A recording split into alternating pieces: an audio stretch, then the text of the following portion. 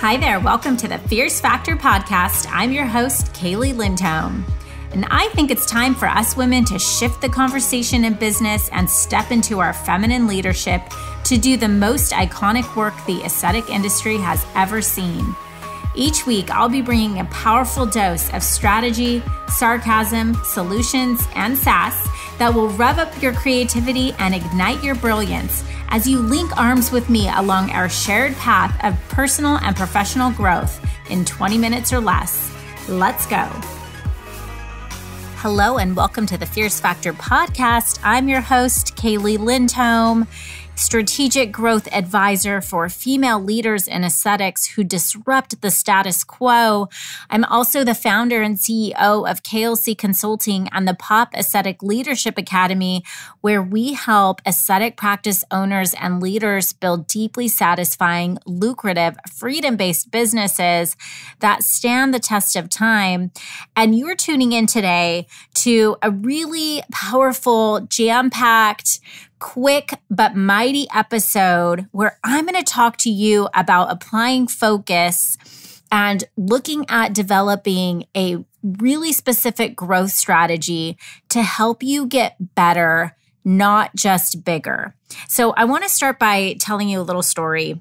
So this weekend, I took some time to clean out my closet, not figuratively, literally. I have a beautiful walk-in closet that is full of junk.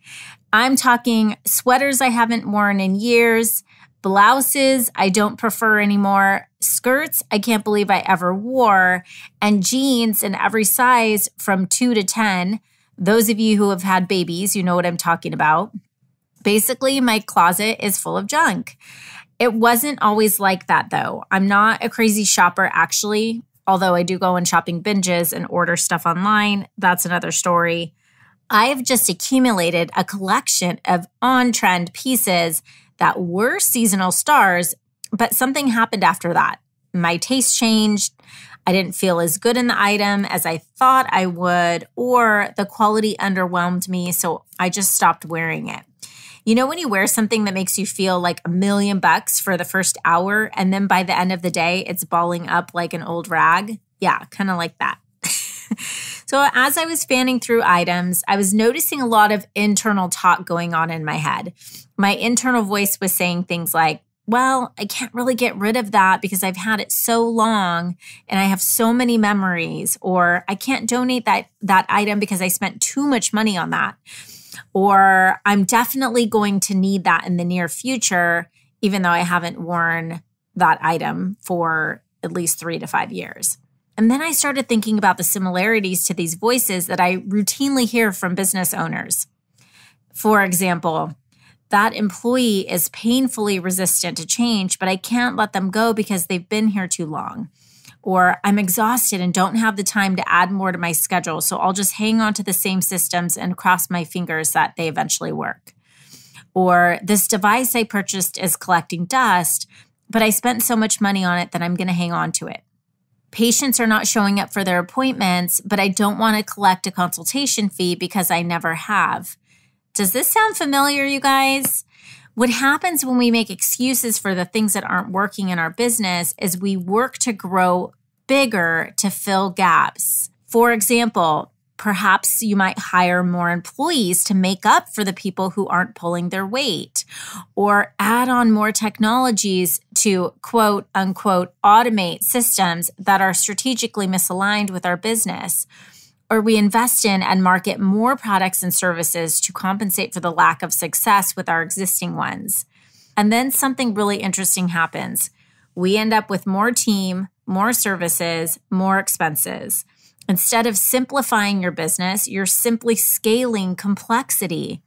Think of your business like a car. Gas is the fuel for your car, similar to patients, ultimately profits being fuel for your business. As you fill up the business tank, you get more patients in the door, ultimately yielding more profits and you getting filthy rich, right? Not exactly. As you add on more bells and whistles, the car becomes more and more expensive to drive. The high-performing engine requires more expensive fuel, maintenance, and parts. Then you need a more advanced diagnostic tool to make sure you see when those expensive parts are breaking down. You have to pay tolls to drive on highways and tracks that accommodate your speed. And you need to constantly replace the tires because the tread is worn from those fancy roads. This, leaders, is essentially what happens to businesses as they are looking to grow, but not focus on strategic planned growth that allows for scale. We end up adding on bells and whistles versus trimming the fat on expenses that are no longer necessary, polishing up our teams and systems to align with the business that we are growing into, and up-leveling our pricing and positioning in the market to match our advanced expertise and experience. Instead, many of you listening may be running businesses that look like my closet used to, overflowing with outdated, underperforming, and worn-out parts. So today, I want to encourage you to think about applying some focus to your business to build a better business, not just a bigger business. In order to do this, I want you to consider your growth strategy. There is a vastly misunderstood difference between rapid growth and leveraged scale in a small business.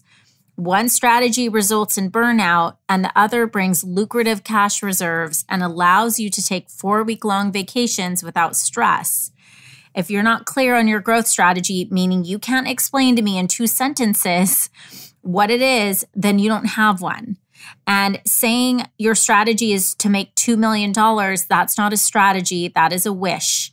Here's the thing, the problem that you think you might have may not actually be your problem at all. It may be a painful symptom to a lack of focus or complexity in your business that can be eliminated with a proper treatment. If you feel like your business closet could use a little polishing up, you may be eligible to take advantage of a special offer to work with me and my team one-on-one in your business this year.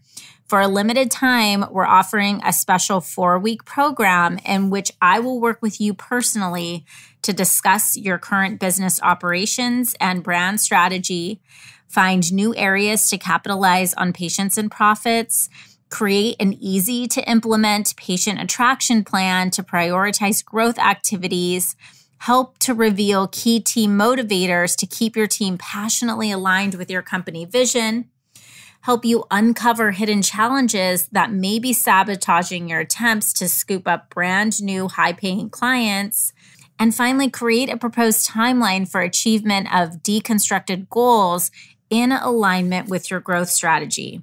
Listen, guys, at the end of these 4 weeks, you're going to receive a strategic growth plan for your business that helps you take action with clarity, focus, and speed in a way that will create more cash reserves, more influence in the marketplace, and more autonomy to grow through systems, not effort.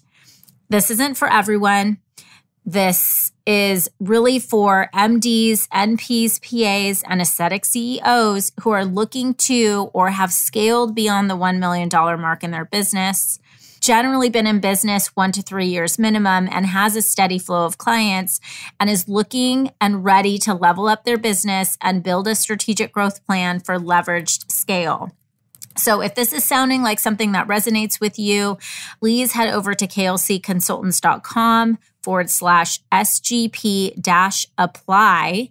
I will link this up as well in the show notes so you can head over there and take a peek to learn more about this offer, this 4-week strategic growth plan where I can work to help you get some clarity and focus around your growth strategy and really put your people plan and your brand strategy in place to help you drive forward in a way that will allow you to scale your business with ease. I hope you have enjoyed today's episode and take a moment to evaluate areas that you can clean the closet a little in your business to experience more peaceful and lucrative growth in your business. Thanks for tuning in. I'll see you next week. Thank you for joining me for this episode of The Fierce Factor. If you enjoyed the show, please make sure you subscribe so you can automatically get new shows every week. I'd also love it if you left us a review. And come join the conversation online. If you're an aesthetic industry owner, operator, or leader, please join my free Facebook group, The Tribe of Fierce Aesthetic Leaders. a community of ambitious, purpose-driven professionals who collaborate and share best practices for growth in business and life. I'm honored you tuned in.